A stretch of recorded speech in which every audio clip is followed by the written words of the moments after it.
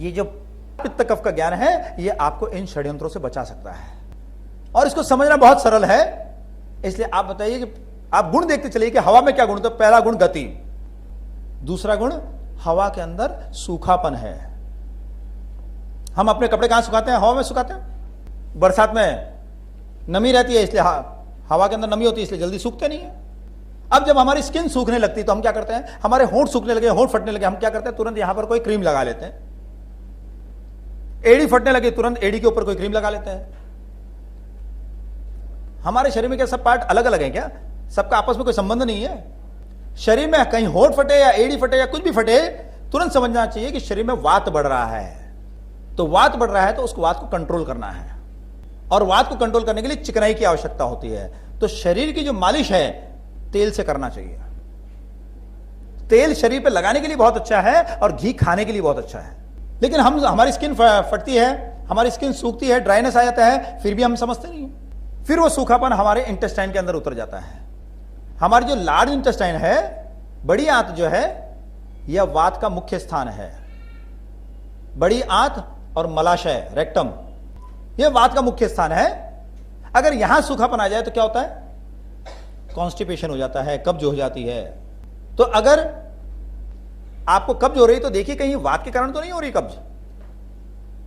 अगर वात के कारण कब्ज हो रही है तो फिर दूध में घी डालकर पीजिए, आपको कब्ज नहीं होगी, तो घी जो है आपकी आंतों को चिकनाई देगा। लेकिन हम क्या करते हैं? इसबगोल खाते हैं। जिसको देखो इसबगोल की भूसी ले रहा है। कभी कभी बचपन में पिताजी बोलते थे तेरे दिमाग में क्या भूसा भरा है, तो लगता है कि अब सबके दिमाग में भूसा भर गया। जिसको देखो इसबगोल की भूसी। अरे आंत के अंदर चिकनाई नहीं है, उसको चिकनाई दीजिए। ये भूसी की चिकनाई थोड़ी रहेगी, तो आर्टिफिशियल चिकनाई है। और वसंत ऋतु में तो इसबगोल लेना ही नहीं चाहिए, लेकिन लोग धड़ाधड़ लेते चले जाते हैं। मैंने कहा आयुर्वेद समय को महत्व देता है, तो हर चीज हर समय नहीं ली जा सकती है। तो अगर सूखेपन के कारण आंतों में चिकनाई की कमी हो गई, इसके कारण आपको कब्ज रहती है, अधिकतर कब्ज इसी कारण रहती है, तो आप दूध में घी डालकर और लीजिए। रात को सोते समय आपकी कब्ज की शिकायत दूर हो जाएगी। लेकिन फिर भी हम कब्ज होता है उसके बाद भी नहीं मानते हैं। फिर हम क्या करते हैं? वो वात क्या करता है? फिर धीरे धीरे आर्टरीज के अंदर पहुंच जाता है और हमारी आर्टरी जो है वो सूखने लगती है। और अगर वो हार्ट को ब्लड सप्लाई करने वाली आर्टरीज के अंदर पहुंच जाए तो फिर वहां पर सूखापन आता है और वहां पर कोलेस्ट्रॉल चिपकने लगता है। जैसे जैसे चिपकता है वैसे वैसे आपके आर्टरीज के अंदर अवरोध पैदा होने लगता है, ब्लॉकेज आ जाते हैं। और जब वो 70% से ज्यादा बढ़ जाता है तो आपको तकलीफ होनी शुरू होती है और फिर एक दिन हो सकता है ओवर एक्सर्शन के कारण या किसी भी कारण से आपको अटैक आ सकता है। और हार्ट लगातार गति करता है, इसलिए हार्ट भी वात का अंग है। तो आप अगर हार्ट अटैक से बचना चाहते हैं तो सबसे पहले वात से बचिए। हवा का तीसरा गुण है, हवा के अंदर ठंडक है, शीतलता है। जब भी किसी ठंड के कारण आपको शरीर में दर्द होता है, अक्सर करके शीत ऋतु में कई लोग कहते हैं कि हमको दर्द हो रहा है, इसका मतलब है कि वह वात बढ़ गया आपके शरीर में। तो सबसे बढ़िया उपाय क्या है? अगर आपको शरीर में दर्द हो रहा है, आयुर्वेद कहता है कि 90% दर्द वात के कारण होता है। अगर आपको दर्द हो रहा है, आप तुरंत 1 गिलास गर्म पानी करके पी लीजिए, 10-15 मिनट के अंदर आपको आराम हो जाएगा। इतना बढ़िया पेन किलर है ये परमानेंट इलाज नहीं है, लेकिन आप 10-15 मिनट तो कम से कम 10-15 मिनट में उससे मुक्ति तो मिल जाएगी उस दर्द से। फिर बाद में उसका इलाज कीजिए वात का।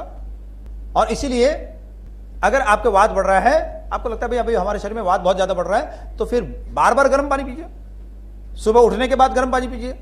सामान्यतः पानी 48 मिनट के बाद पीना चाहिए, लेकिन गर्म पानी आप तुरंत पी सकते हैं। भोजन के बाद गर्म पानी पीजिए। तो गर्म चीज जो है उससे वात कम होता है, यह एक सिद्धांत है। उसके बाद वात का चौथा गुण है घुसपैठ। मैंने बताया कान से हवा घुसती है। आप भूखे रहेंगे, उपवास करेंगे तो क्या होगा? पेट में हवा घुसने लग जाएगी, गैस होने लगेगी, बाद में चक्कर आने लगेगा। इसलिए जब उपवास करते हैं तो गर्म पानी पीजिए। उपवास के समय शरबत वरबत पीजिए, नींबू का शरबत पी लिया, ये कर लिया, वो नहीं चलेगा। उपवास के समय गर्म पानी पीजिए। गर्म पानी आपको बहुत फायदा करता है।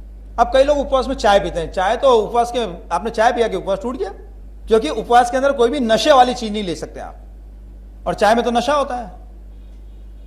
इसलिए आप कितने ही उपवास कर लीजिए, अगर आप चाय पीते हैं तो आपका एक भी उपवास स्वीकार्य नहीं है। तो आपको लगता है कि भाई उपवास करने के बाद चक्कर आ रहा है, क्या करें? तो गर्म पानी पी लीजिए।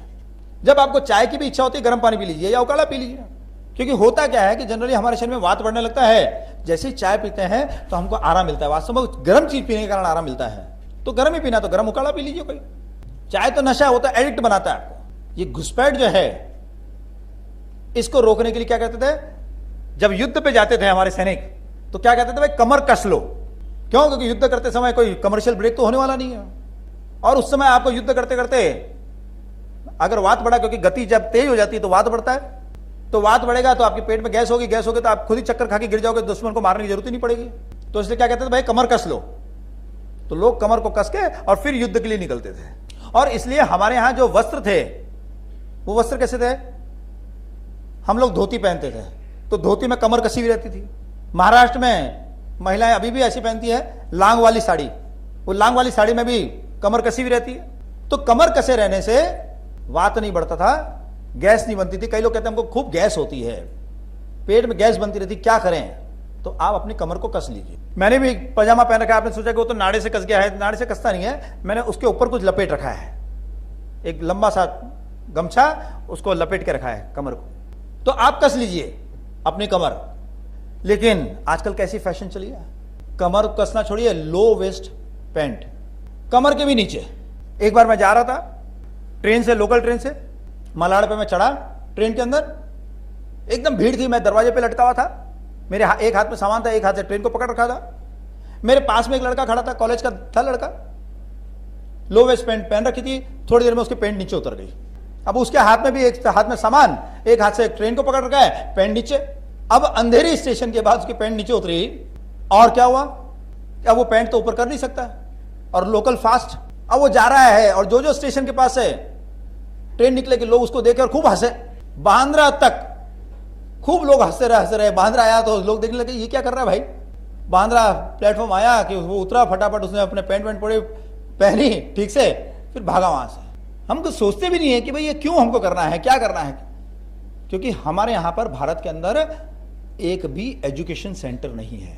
ये जितने स्कूल और कॉलेजेस हैं, ये सब इंफॉर्मेशन सेंटर हैं।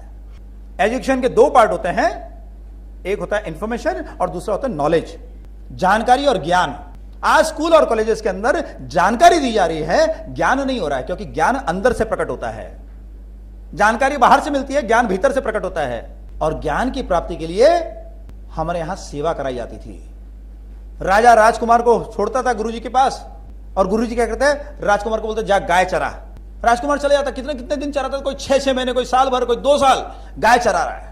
गाय चराते चराते उसको जब भीतर से ज्ञान प्रकट होने लगता था, तब गुरुजी उसको शिक्षा देते थे कि अब तेरे को जानकारी देते हैं, ताकि इस ज्ञान के प्रकाश में तू इस जानकारी को समझ सके। राजा, आज का राजा हो तो क्या बोले, अरे गुरुजी आपके यहाँ कुछ लेबर प्रॉब्लम दिखती है मुझे, तो मैं कुछ 25-50 ग्वाले भेज दूं क्या यहाँ, इसको तो मेरे राजकुमार को तो पढ़ाइए। पूरे देश में एक भी शिक्षा केंद्र नहीं है, केवल जानकारी दी जा रही है। क्यों जानकारी दी जा रही है? क्योंकि जानकार व्यक्ति जो होता है वो अपनी जानकारी का उपयोग खुद के लिए नहीं कर पाता है, और उसकी जानकारी का उपयोग ये कॉर्पोरेट कंपनीज करती है। और अब थोड़े समय में मैं इसको बाहर भी ले जाने वाला हूं, महाराष्ट्र के। मैंने कहा अरे तूने क्या बेचा, वाइन?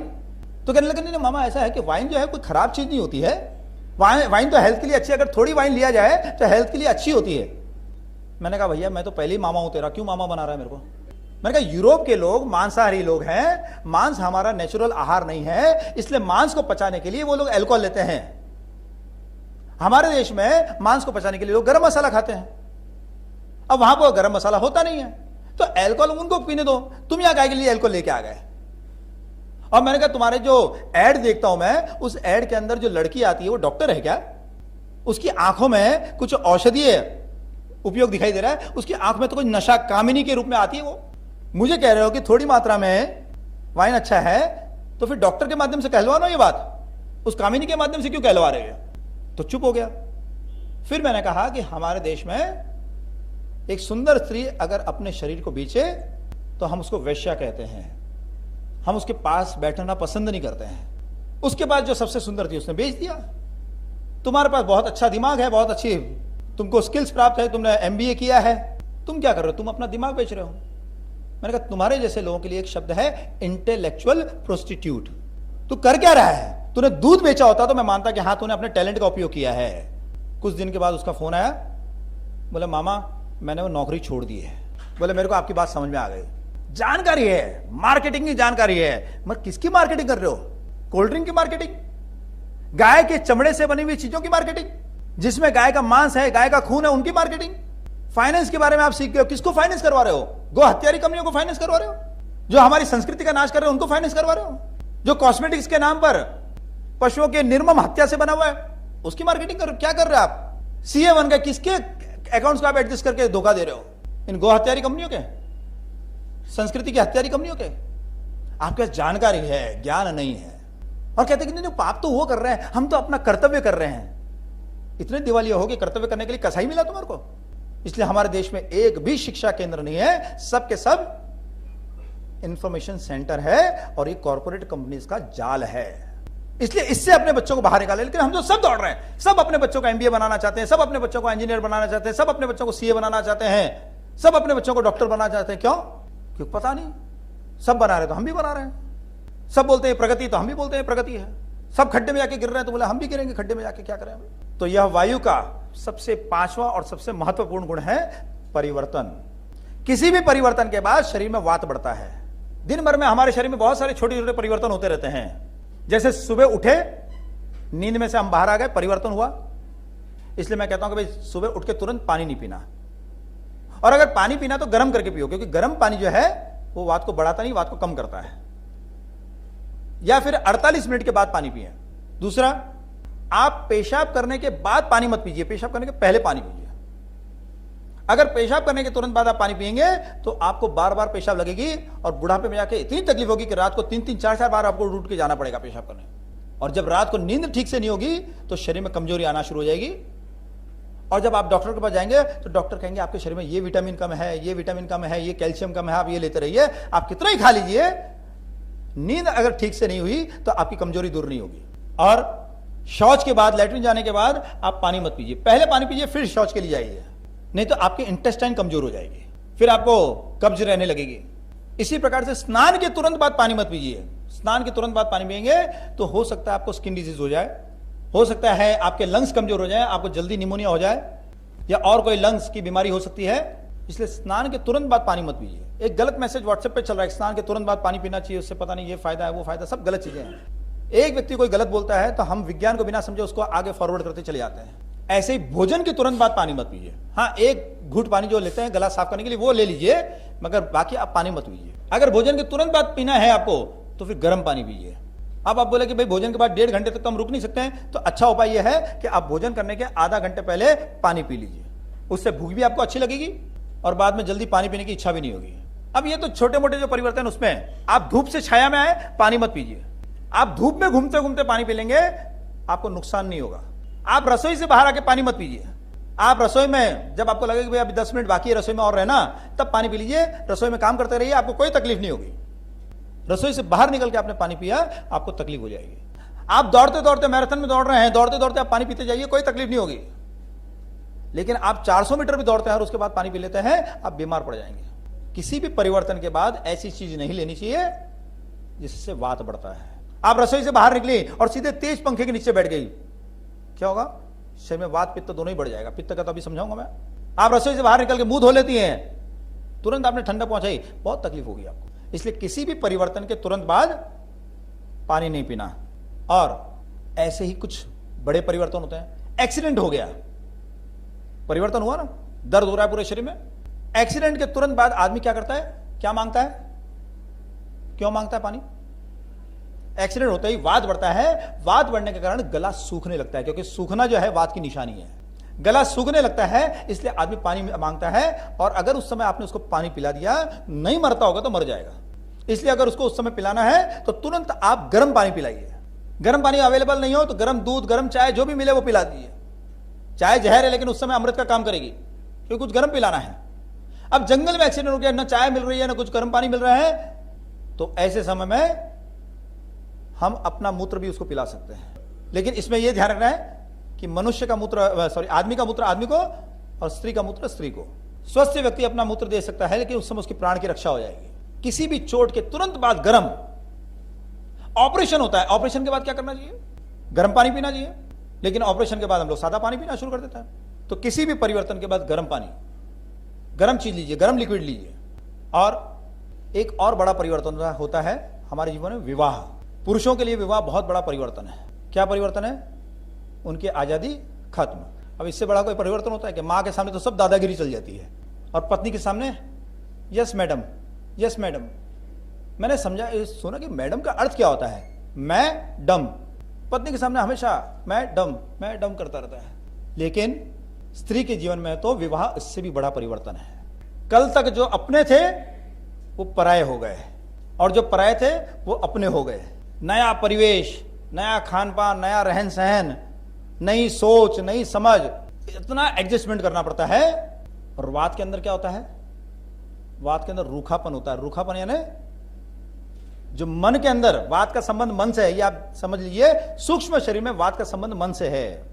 अगर आपके शरीर में रूखापन आएगा तो धीरे धीरे आपके मन में भी रूखापन आ जाएगा। और जब स्त्री उसमें एडजस्ट, रूखा आदमी कैसे एडजस्ट करेगा? अगर स्त्री के शरीर में रूखापन बढ़ गया तो वो परिवार में एडजस्ट नहीं हो पाएगी। पहले अपने सास, ननद, जेठानी, इनसे लड़ाई करना शुरू करेगी। फिर जो जॉइंट फैमिली है वो न्यूक्लियर फैमिली में बढ़ जाएगी। फिर भी अगर उसकी रिजिडिटी कम नहीं हुई तो अपने पति से लड़ना शुरू करेगी। इसलिए विवाह के बाद 40 दिन तक कहते हैं गर्म चीज, 40 दिन तक कोई भी ठंडी चीज नहीं देनी चाहिए, क्योंकि जितना बड़ा परिवर्तन उतना बड़ा उपाय है। लेकिन हमारे यहां क्या होता है? विवाह हुआ, रिसेप्शन हुआ, रिसेप्शन होते ही पत्नी जो है आइसक्रीम लेती है, पति के मुंह में देती कि ले मर। फिर पति भी उस आइसक्रीम को उठाता है और अपनी पत्नी के मुंह में देता कि ले तू भी मर, संगे मर मर। होना क्या चाहिए? 40 दिन तक गर्म। लेकिन अब क्या होगा? घूमने जाएंगे, वहां ठंडे ठंडे आइसक्रीम खाएंगे, ये खाएंगे, कोल्ड ड्रिंक्स पिएंगे। होना चाहिए कि 40 दिन तक गर्म। और यह हमारी परंपरा में दिखता है। क्या परंपरा में दिखता है?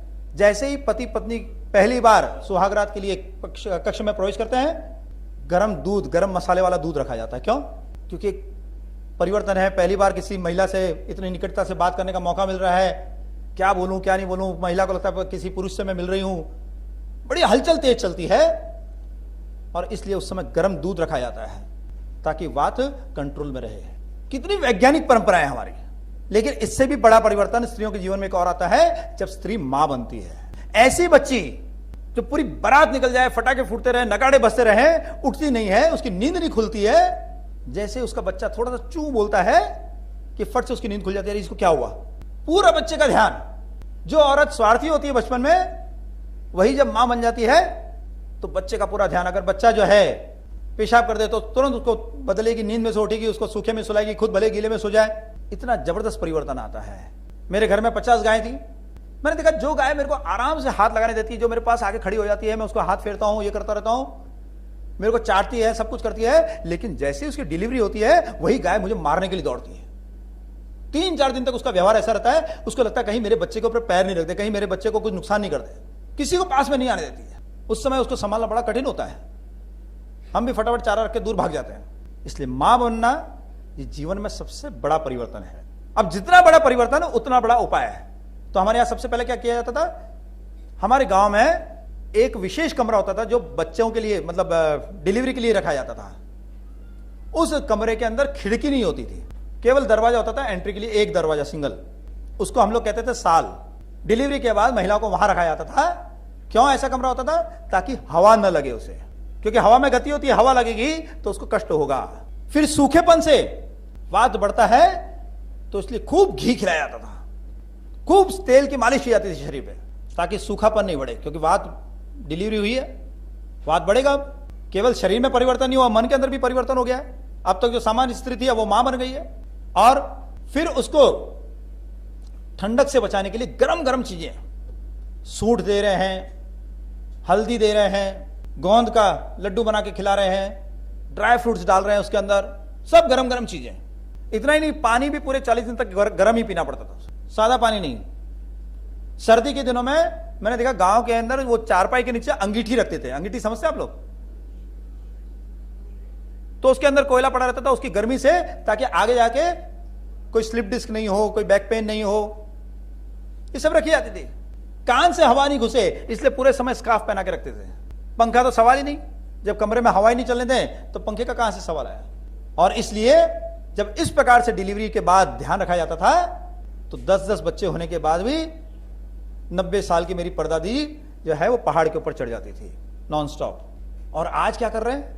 आज हाइजीन के नाम पर डिलीवरी हुई और सीधे एसी रूम में रख देंगे, सादा पानी जूस पिला देंगे उनको, जूस पियो तो एनर्जी मिलेगी, इसमें विटामिन होते हैं।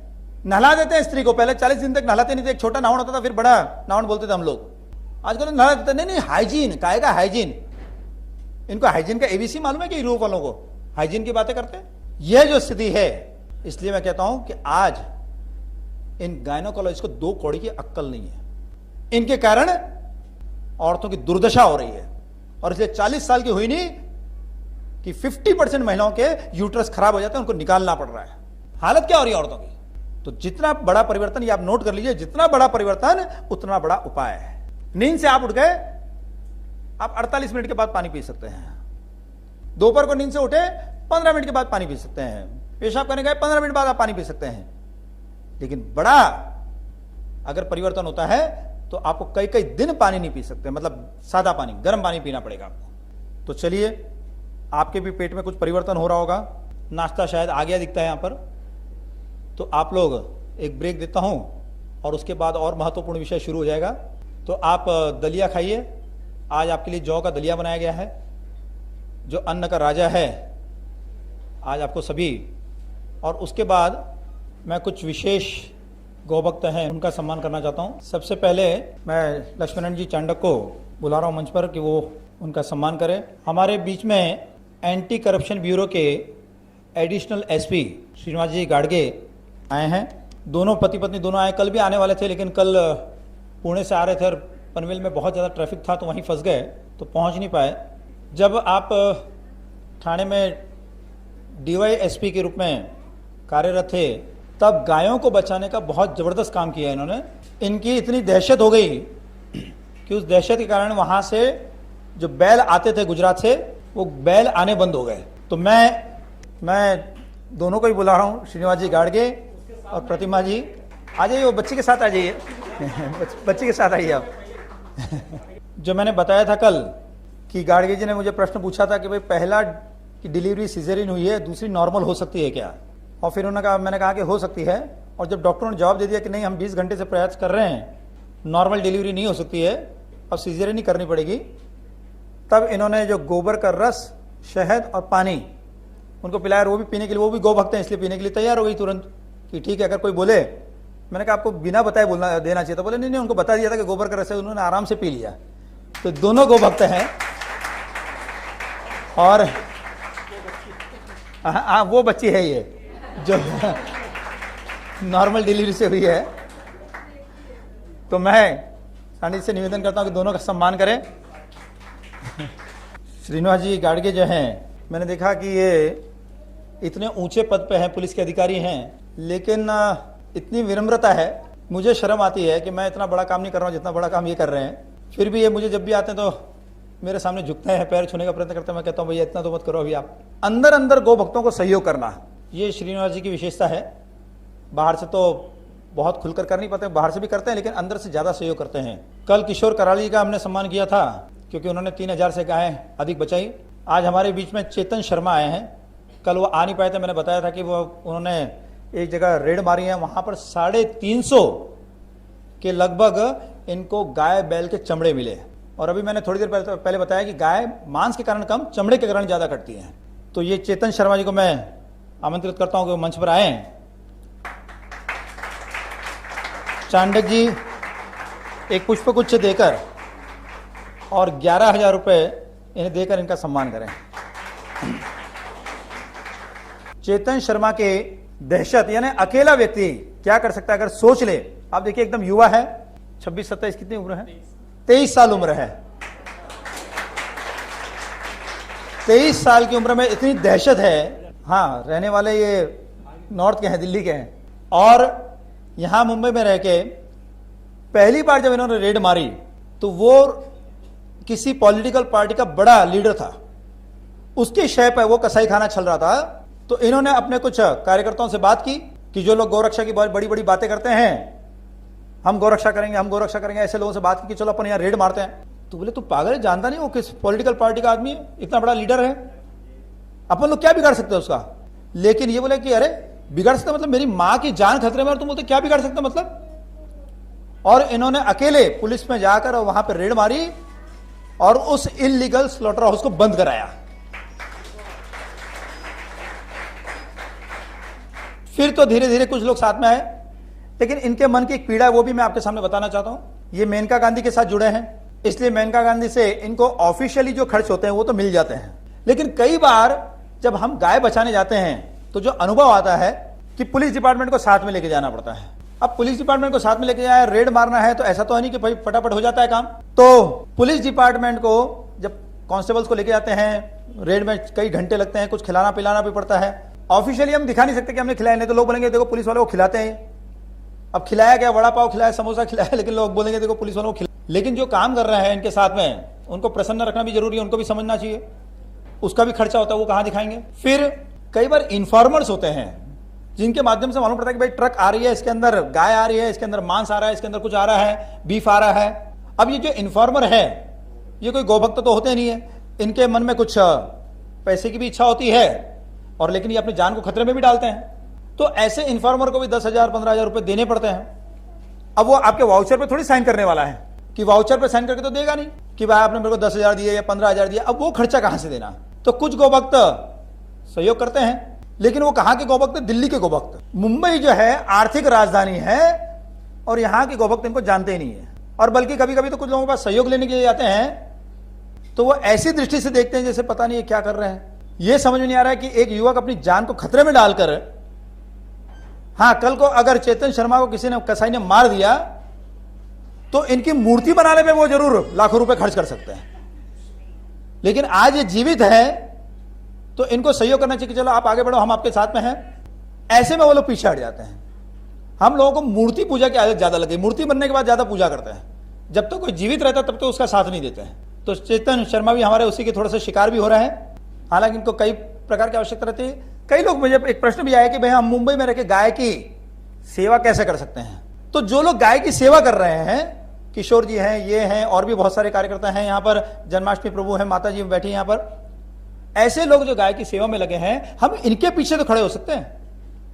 अगर हम इनके पीछे खड़े हो जाएं तो गौ रक्षा का काम और तेजी से बढ़ सकता है। वास्तव में ये संगठित काम है। अकेले चेतन शर्मा कितना लड़ेंगे। अभी वो मुझे कह रहे थे कि भाई मेरा तो सिर दर्द हो रहा है, कल पूरे दिन, पूरा परसों से पूरा दिन थाने में निकल गया। आप जानते हैं कि वो भी बहुत जबरदस्त लॉबी है। उस लॉबी के सामने खड़ा होना कोई मामूली काम नहीं है। पुलिस वालों को भी डर लगता है कि पता नहीं कुछ हो जाए, वो लोग के ऊपर पहुंच है, पता नहीं हमको सस्पेंड करवा दे, हमको किसी में फंसा दे, तो वो लोग भी डरते हैं। ऐसे में चेतन शर्मा जो हैं वहां जाके लड़ाई करते हैं, उनको बचाने का प्रयत्न करते हैं। कानून की भी बहुत अच्छी जानकारी है, वो पुलिस वालों को बताते कोई ये कानून है, इसमें आप इनको अरेस्ट कर सकते हैं। और अभी ये काम कर रहे हैं कि भाई अब तक मैंने गाय बचाई। बोले होता क्या है कि हम गाय बैल बचाते हैं, लेकिन वो लोग थोड़ी देर में छूट जाते हैं, इसलिए उनके अंदर एक दहशत नहीं फैली है। अब उनके अंदर अगर दहशत फैलाना है तो उनको सजा होनी चाहिए। और इसलिए कल एक एडवोकेट भी आई थी, सिद्ध विद्या, वो आके कब बैठी, पीछे आके बैठी तो मुझे पता नहीं चला। तो वो सिद्ध विद्या जी जो है वो भी इनके साथ जुड़ी है। कल राजू गुप्ता आए थे, मैंने बताया, वो लोग इस प्रकार का काम कर रहे हैं। और पुलिस डिपार्टमेंट के कुछ अधिकारी हैं, वो भी इनके अच्छे काम में हिम्मत के साथ सहयोग कर रहे हैं। तो आप लोग भी पीछे सहयोग कीजिए। अगर आप में कोई वकील है तो वकील के रूप में सहयोग कीजिए। आप में से कोई, भगवान ने आपको लक्ष्मीवान बनाया तो लक्ष्मी से सहयोग कीजिए, और किसी प्रकार से सहयोग कर सकते। कभी कभी इनको छुपने की भी जरूरत पड़ती है, जगह बार बार बदलनी पड़ती है, क्योंकि उनको भी मालूम पड़ जाता है। हम जानते हैं हमारे मनोज रायचा, उनके ऊपर कसाईयों ने गोलियां चलाई थी, वो तो भगवान की कृपा थी, गोली जो है उनके कार को लगी और वो बच गए। तो बड़ा खतरा रहता है। उसके पहले ललित जैन थे, एडवोकेट थे, और उनके ऊपर गोली चलाई, वो खत्म हो गए। तो समाज का सहयोग बहुत बड़ी मात्रा में चाहिए। और ये इतनी छोटी उम्र में, 23 साल की उम्र में इस काम में लगे हैं, इसलिए आप लोग भी इनका साथ दीजिए। कई बार क्या होता है, मैं देखता हूं कि व्हाट्सएप के ऊपर इन्हें ये बताते कि मैंने ट्रक पकड़ा, और ट्रक पकड़ने के बाद उसके ऊपर खूब बहुत प्रशंसा आती है। अब प्रशंसा से इनके काम को, ठीक है चलो प्रशंसा भी करनी चाहिए, वो अच्छा है, लेकिन केवल प्रशंसा से सीमित रहना चाहिए क्या। कई लोग अंगूठा दिखाते हैं, मुझे समझ में नहीं आता भारतीय अंगूठा दिख रहा है कि दिखा रहे हैं कि यूरोपियन अंगूठा दिखा रहे हैं। ये काहे के लिए अंगूठा दिखाने के बाद किया क्या आपने। तो केवल मौखिक प्रशंसा नहीं, साथ में आप इनके साथ खड़े रहिए। चांडक जी को बता सकते हैं, चांडक जी भी बहुत सारे, जैसे वो सुभाष पालेकर जी की, सुभाष शर्मा जी की जो डीवीडी है उसको गांव गांव में पहुंचा रहे हैं कि कैसे खेती की जाए। तो ये लोग जो गोभक्त, हाँ हिना बहन आ गई। मैं बता रहा था कि हिना बहन ने आपको जो दलिया खिलाया, आप लोगों ने 2-2 बार खाया। ये हिना बहन यहीं खड़ी है। ये ऑर्गेनिक का काम कर रही हैं यहीं पे बोरीवली में, सॉरी कहाँ पर रहते हैं आप? कांदीवली में, कांदीवली वेस्ट में रहते हैं। तो चंडा जी हिना बहन को भी जरा सबको दलिया खिला के प्रसन्न किया है, इसलिए आपने भी खाया है दलिया। तो इधर इस तरफ आ जाइए। इनका ऑर्गेनिक का स्टॉल भी यहाँ लगा है। मैंने कहा जो ऑर्गेनिक का काम कर रहे हैं ये लोग भी प्रकारांतर से गाय की रक्षा कर रहे हैं, क्योंकि गाय के प्रोडक्ट जब बिकेंगे, गाय के गोबर से पैदा हुए जो प्रोडक्ट बिकेंगे, तभी गाय को, बैल को लोग रखेंगे। तो ये भी गौ भक्त हैं, हिना बहन भी। मैंने आपका नाम पहले लिया था लेकिन आप थे नहीं, आप शायद वहां थे। चलिए हम अपने विषय पर आ जाएं। अब आयुर्वेद ये मानता है कि 70% बीमारियां वात के कारण आती है, 40% बीमारियां